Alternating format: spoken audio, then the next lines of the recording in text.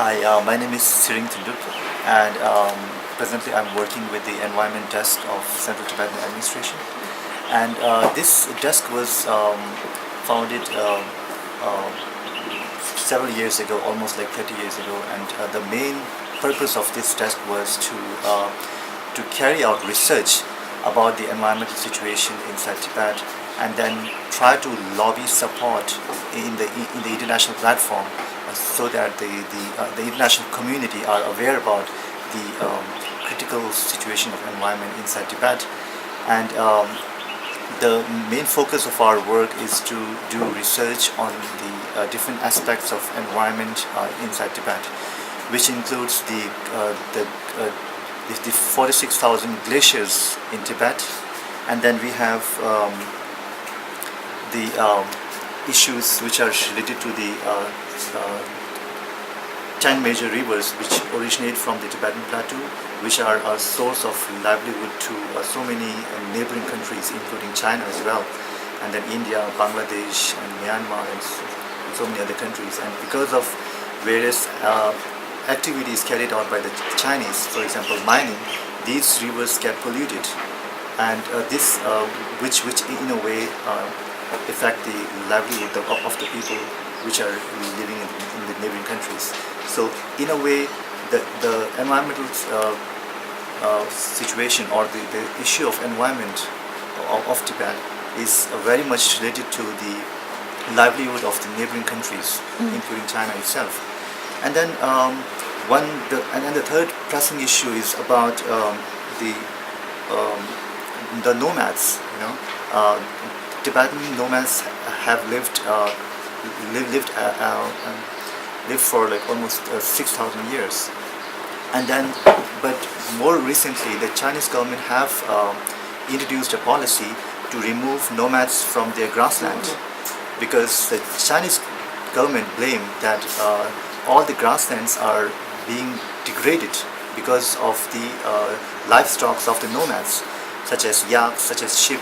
Because of them, these grasslands are being degraded, and because of that, the source of the major rivers which flow to China are being hampered, and the flow is becoming lesser every year.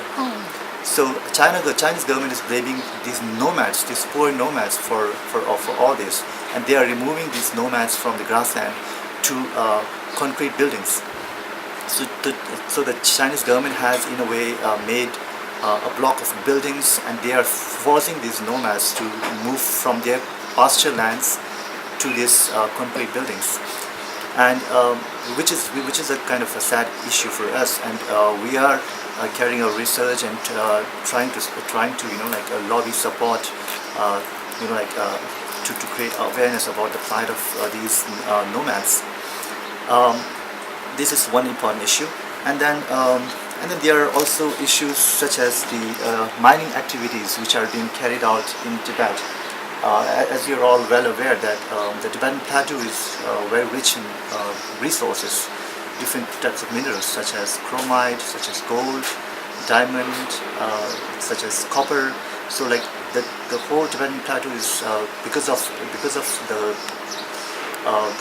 formation of the Tibetan Plateau, and because of so many suture zones, there are so many volcanic rocks and minerals on the Tibetan Plateau, and Chinese government is exploiting those resources, and they are exploiting without any help, or without giving any due assistance to the local Tibetans. They are exploiting everything, and they are polluting the environment. They are polluting the rivers which are flowing down. All these like toxic chemicals which are used in the processing of these minerals, they flow back into the river, and because of that, there has been cases of Tibetan nomads whose livestock have died. The yaks, the sheep, so many of them have died after drinking those polluted water, and so many. There has been so many cases of protest by the Tibetan people, because Tibetan people feel that most of this mining are carried out in the sacred areas. Tibetan people consider some areas as very precious and sacred, such as a mountain. Some people believe there is a god which lives in that mountain, and sometimes in the river, sometimes the valley. And Chinese government is exploiting, like all these different areas like mountains and valleys, and which is hurting the religious sentiments of the Tibetan people, as well as the environment of the Tibet as well.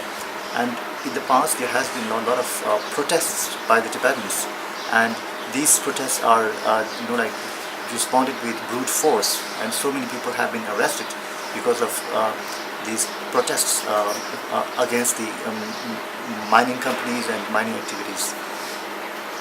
And in addition to that, there has been a widespread deforestation, especially in the southeastern part of Tibet. There has been a lot of logging and deforestation, and because of that, these deforestation has led to soil erosion and flooding in the areas around the southeastern Tibet, as well as some areas in India and Bangladesh as well. So in a way, all these activities of construction and deforestation which are carried out by the Chinese government are in fact not only affecting the Tibetans in Tibet, but also the neighboring countries as well. So these are some of the important issues on which we are working, and in the past we have taken part in so many international conferences, such as the Climate Summit as well, and then we have tried to lobby support. We have tried to raise awareness about the environmental situation of Tibet at different international platforms, and we have in a way gained quite a lot of support, because we are not talking about independence of the Tibet or something like the human rights issue, but rather we are talking about the environment of Tibet, which concerns the livelihood of 1.3 billion people living in these Southeast Asian regions. So this is, I think, a very important issue. Is there any cases before which happened in Tibet, because of the polluted or the damage, environmental damage, cause people like sick or their health get attacked seriously? First of all, I mean, because of the Chinese censorship, it's very hard to get information. All the information which goes against the Chinese government, they are being filtered, and then because of that, it's very hard to get information. But having said that, we have some friends who have worked inside Tibet, who have done research in Tibet on the quality of water, on the quality of the soil, things like that. And from them, we know that, we have learned that there has been many cases when because of which people have become sick or ill after drinking the polluted water, or they have been affected because of the mining activities which have been going next to their village or things like that. So there are cases where people have been affected because of these activities. Okay. So because I'm from Hong Kong, do you have anything you want to say to Hong Kong people, or what anything you want to say to Hong Kong people? Yeah, I mean what you want us to do with you guys cooperate together. Yeah, what I want the Hong Kong people to know is, like, first of all, they must try to learn and educate themselves about the environmental situation of Tibet, because this is the first step. We must understand what's going on, and after that, and once you know the environmental situation of Tibet, and then once you're sure that whatever Chinese government's policy is in Tibet is not doing any good for the Tibetan people, and then you can in a way raise your opinion, and you can kind of create awareness among your friends, among your family, and then if possible you can write blogs, write articles in newspaper or in like different journals, and then this is in a way you can create awareness, and besides that you can also lobby support with your local MPs or your politician or your leaders as well. And because the topic of environment has nothing to do with politics. It is simply a humanitarian issue. Yeah. And this is something which each and every people of Hong Kong can, like they can support, like, because we are not talking politics. So it's something which is related to the livelihoods of so many people. So I think Hong Kong people can make a great contribution in this regard. As I know, Tibet is a really natural places with so many, how to say, very, very, very nice river. Everything is so clean. So, do you, when it start like a big change of the environment, when it start, like how long it happened, and how serious it is at the moment? Like the thing is that we don't have much of a record of early 19th century. Like all we have is, most of our record dates back to 1950s and 60s. So, but then having said that, we can clearly say that the increase in the surface temperature of the Tibetan Plateau has drastically increased since 1960. Okay. So, and coincidentally, 1959 was the time when China completely occupied Tibet, and the Tibetan people, many of the Tibetan people were forced to flee from Tibet and come to India to take refuge.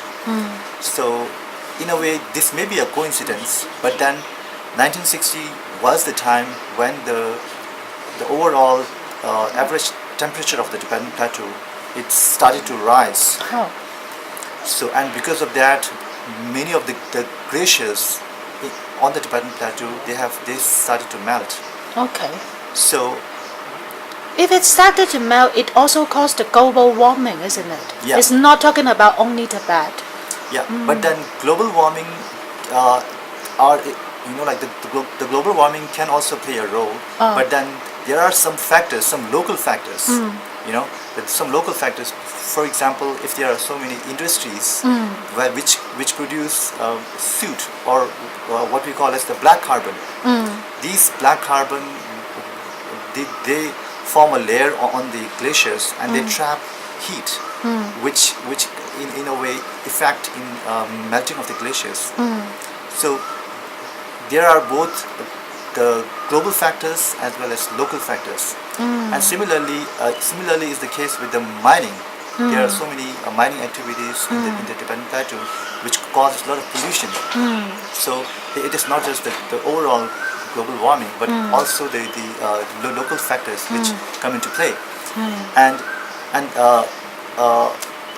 maybe in the past couple of years, China has started building dams on the rivers which are originating from Tibet. And these dams, as you know, dams cause a lot of pollution, because when you have a big dam or a reservoir, it emits a lot of CO2 and methane gas. So because of that, the environment of Tibet is also being hampered. And But this is the problem of developed. Once you have factory industry in everywhere, like the petrol will cause the pollution. Right. So what can forget about the political issue? Right. What can people do? Like we need industry. We can't be without this, right? So what can the green people do to solve it? To solve this problem, do you think? Sure. I mean, there are a lot of greener alternatives. Yeah. For example, solar. Because Tibetan Plateau is so high, it receives so much solar energy. So you can harness the solar energy. Okay. And also the northwestern part of Tibet is very windy. Okay. It's called Changdam Plain. It's very windy. You can also harness the wind energy. Oh, You know, okay. it's not just the making of the construction of dam. Ah. It's you have different alternatives, and the construction of dam is also dangerous because the Tibetan plateau is seismically very active. There are a lot of earthquakes, and for example, if there is an earthquake close to the dam, then it might affect the dam, which might cause flooding in the whole region. And because of the construction of the dam, so many people are removed from the area. You know? In Hong Kong, our government, the electricity company, are selling. We want to use nuclear power. What do you think about nuclear? And do you think this is a good energy or yeah? What's your viewpoint of it? Actually, I'm not an expert on the Nuclear. nuclear energy, but if I have to share, If compare with coal and Seoul, I don't know what's the right accents. Is that three of those energy are the same, or actually is different? I think if you compare it with the coal, then I think the coal produces more CO2 and CO2. CO2 gases. So it's dirty, isn't it? Coal is probably the worst form of producing energy, I think. And compared to coal, I'm sure nuclear energy could be a better choice. Okay. But then the nuclear energy also has its own drawbacks. It also emits poisonous gases while doing all this processing.